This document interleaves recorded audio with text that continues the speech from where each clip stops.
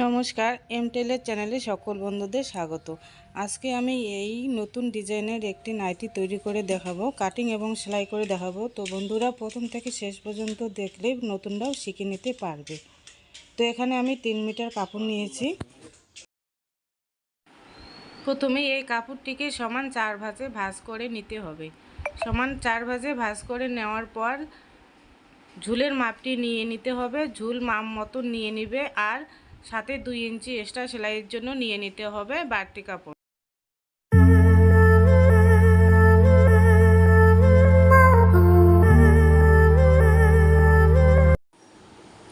এবার বন্ধ সাইডের দিকে আমি 7 ইঞ্চি এক্সট্রা নিয়ে নিচ্ছি। 7 ইঞ্চি নেওয়ার পর একটি দাগ দিয়ে তারপরে এই দাগের পর থেকে আমি পুটের মাপটি নিয়ে নেব 7 ইঞ্চি, বগলের মাপও নিয়ে নেব 7 ইঞ্চি। নেওয়ার পর ছাতির মাপ নিয়ে নেব 9 ইঞ্চি, তারপর এক্সট্রা 1.5 ইঞ্চি সেলাইয়ের জন্য নিয়ে দাগগুলি মিলিয়ে দিব। দাগগুলি মিলিয়ে দেওয়া হয়ে গেলে রাউন্ড শেপটি দিয়ে দিচ্ছি বগলের নিচে। দেওয়ার পর এবার গলার চওড়া নিয়ে নেব 3 ইঞ্চি, তারপর ডিপ নিব আমি 6 ইঞ্চি, 3 ইঞ্চি। নেওয়ার পরে দাগ দুটি মিলিয়ে দিয়ে বাক্স করে নিয়ে নেব। বাক্স করে নেওয়ার পর এবার আমি এখানে 1 ইঞ্চি থেকে 1.5 ইঞ্চি মতো নিচে নামিয়ে একটি দাগ দিয়ে পুটের দিকে 1/2 ইঞ্চি ডাউন দিয়ে দাগ দিয়ে তারপরে আমি দাগ অনুযায়ী কেটে নেব।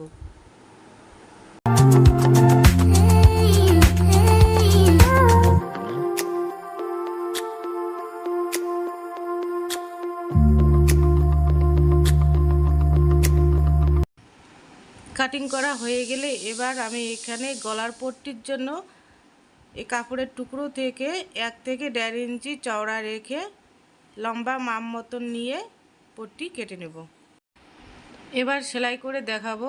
তো সবার প্রথমে আমি এই মাঝখানে নিয়ে তারপরে 1 থেকে 1.5 ইঞ্চি নিচে একটি সেলাই দিব। সেলাই দেওয়ার পর একটু ফাঁকা রেখে আর একটু 1 থেকে 1.5 ইঞ্চি নিচে নামিয়ে সেলাই দিয়ে দেব। দেওয়ার পর এই বাড়তি কাপড়টু কেটে নেব। কেটে নেওয়ার পর এবার প্রথমে আমি 1 ভাঁজ করে সেলাই দিয়ে নেব।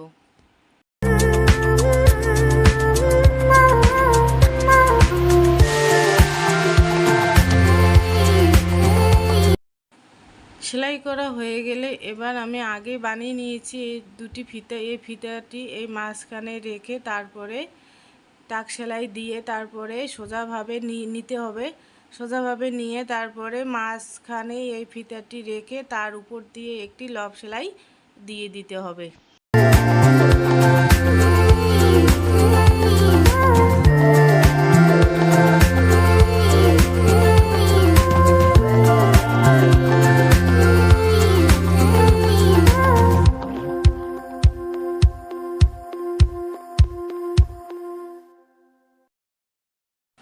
এবার এই ফিতে দিয়ে সেলাই করা হয়ে গেলে এবার এই পট্টি লাগিয়ে সেলাই করে নিয়ে নেব।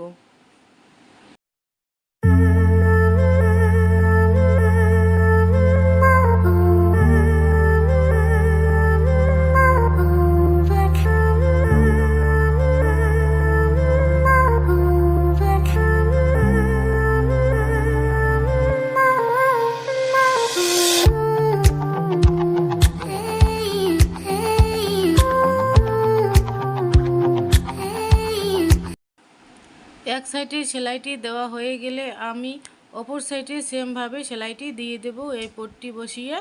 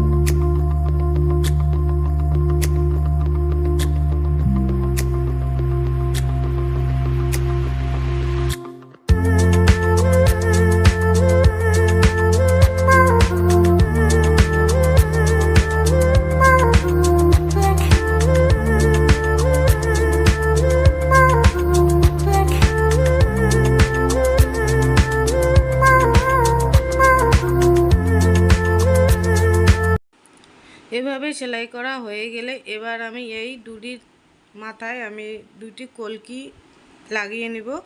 তার জন্য এখানে আমি কোনাকুনিভাবে কলকি দুটি কেটে নিয়ে এবার ডুরিটি ভিতর পাশে রেখে সেলাই করে নিয়ে নেব।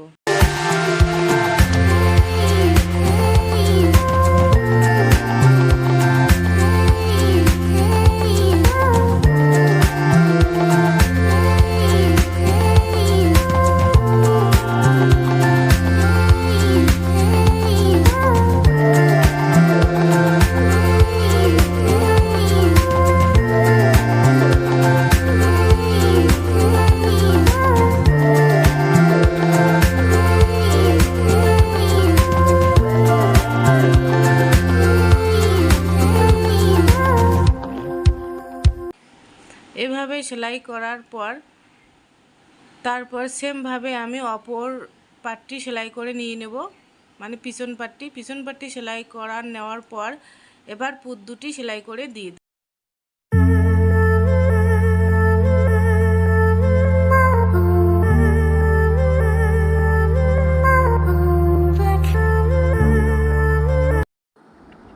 পুঁত সেলাই করা হয়ে গেলে এবার আমি হাতা লাগিয়ে নেব। তো এভাবে খুলে নিতে হবে সোজা পাশে রেখে, তারপর হাতাটি ভাঁজ করে নিয়ে মাঝখানে একটু কুটকা কেটে নিয়ে তারপরে ঘাড়ের দিকে রেখে তারপরে এভাবে ঘুরিয়ে সমানভাবে বসিয়ে তারপরে হাতাটি লাগিয়ে নেবে। তো এভাবে আমি হাতাটি লাগিয়ে নিচ্ছি, সেমভাবে আমি অপর হাতাটিও লাগিয়ে নেব। তো বন্ধুরা এভাবে হাতা লাগিয়ে নেবে। তোমাদের যদি কোনো জায়গায় অসুবিধা হয়ে থাকে তাহলে নিশ্চয়ই কমেন্ট করে জানাবে। আর নতুন নতুন ভিডিও দেখার জন্য চ্যানেলটিকে সাবস্ক্রাইব করে দিয়ে আমার পাশে থাকবে।